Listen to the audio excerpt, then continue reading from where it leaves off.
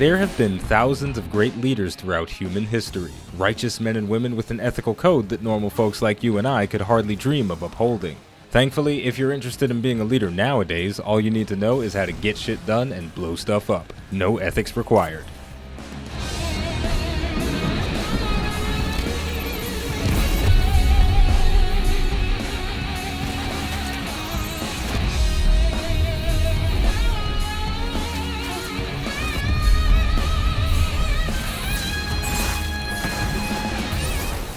The Code of the Commander is a stalwart defender and a devastating demolitions expert. The standard Titan barricades coupled with this subclass branch's modified super ability will see you taking charge of your fire team, telling them where to go and what to shoot. Meanwhile, the rest of your abilities will work together to drop jaws and bodies by enhancing your already explosive grenades and abilities. Despite its simplicity, the Code of the Commander gets stronger the more you understand its mechanics and the encounters you're facing. So with that said, it's time to drop some knowledge bombs with the overview. Let's get started.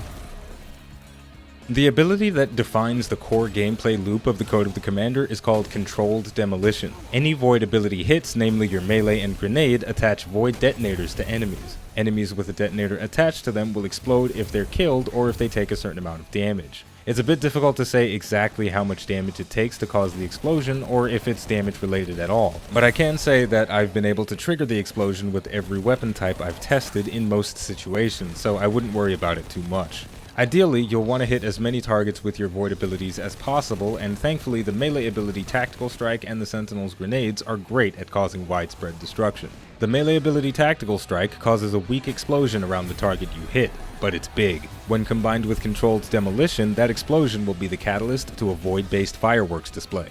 All the targets caught in the blast radius of your melee strike will get detonators placed on them. In an ideal situation, the target you meleeed will die and detonate, which will then start a chain reaction, exploding all the enemies that were caught in the blast. With the right grouping, you'll eliminate way more enemies than you bargained for with just one punch. With that in mind, causing widespread destruction is exactly what you want because of the final ability in the Code of the Commander branch, Resupply. Resupply causes you and nearby allies to regain health and melee and grenade energy whenever a detonator explodes. There appears to be limiters on how much grenade and melee energy can be restored simultaneously, but in general, you should strive to get as many detonator explosions in a single ability use as possible. I try to save my abilities for groups of at least 3 enemies. The main abilities for the Code of the Commander all work together to create a versatile neutral game that blends offense and defense into one. The super ability Banner Shield is no different. When guarding with Banner Shield, you create a large defensive barrier and a small aura around yourself. Allies can shoot through the barrier, and while standing in your aura, they deal increased damage. When enemies shoot at your shield, you generate orbs of light for your teammates to pick up and charge their super. Also, your barrier damages enemies that pass through it and places void detonators on them, so if you do get swarmed by enemies while you're guarding, your allies can clean them up, cause explosions, and heal themselves with the detonators. Finally, your melee strikes and shield throws also place detonators on enemies, which means even more explosions. There's a lot of stuff packed into Banner Shield, but it makes for a very versatile super ability that can be adjusted to fit the situation. There's not much you need to do to make the Code of the Commander work correctly. Its abilities are all straightforward, and its super ability isn't difficult to use, but it does take good situational awareness to master it, and the right armor and weapon build will push you over the edge. For weapons, anything will work fine, but guns that synergize well with Rally Barricade are ideal.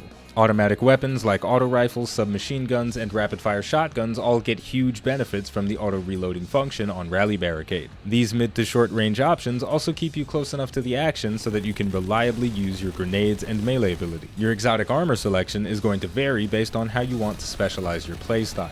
As ugly as it may be, the Mask of the Quiet One will see your ability usage increase. It reduces your cooldowns when you take damage. That will help fill in the gaps that the Resupply ability misses. Crest of the Alpha Lupi increases your orb generation and adds a healing pulse to your barricade. If you're more interested in a defensive playstyle, this is the way to go. Guarding will net you an insane amount of orbs, and with class ability cooldown reduction mods, you'll have a barricade and a healing pulse available for every emergency. Finally, the Doomfang Pauldrons can be easily argued as best in slot for the Sentinel. Melee ability kills grant additional super energy, and while you're in your super, shield throw kills extend the duration of your super. With the right combination of trash enemies to kill and allies to guard, you can extend the Sentinel shield for an insane duration. Overall, the Code of the Commander is again very simple, but very powerful in the hands of a player that knows what they want to do and how to do it.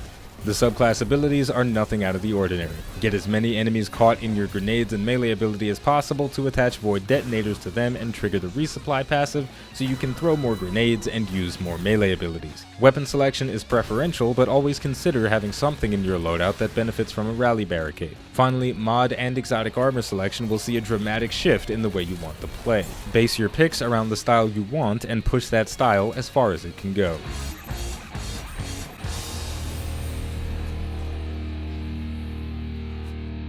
And there we go, the Code of the Commander is surprisingly fun and ridiculously powerful. After playing the Code of the Missile, I thought I was going to have a hard time enjoying any of the other Titan subclasses, but explosions are incredibly fun to make, so I'm having a great time. With all of that said, we're going to wrap it up here by saying the name of the game is Destiny 2. The name of the channel is iBluairJgR. If you enjoyed this video, don't forget to like, subscribe, and leave a comment. Let me know how you feel about making things blow up in Destiny. I personally believe this game has some of the most beautiful and satisfying explosions out there.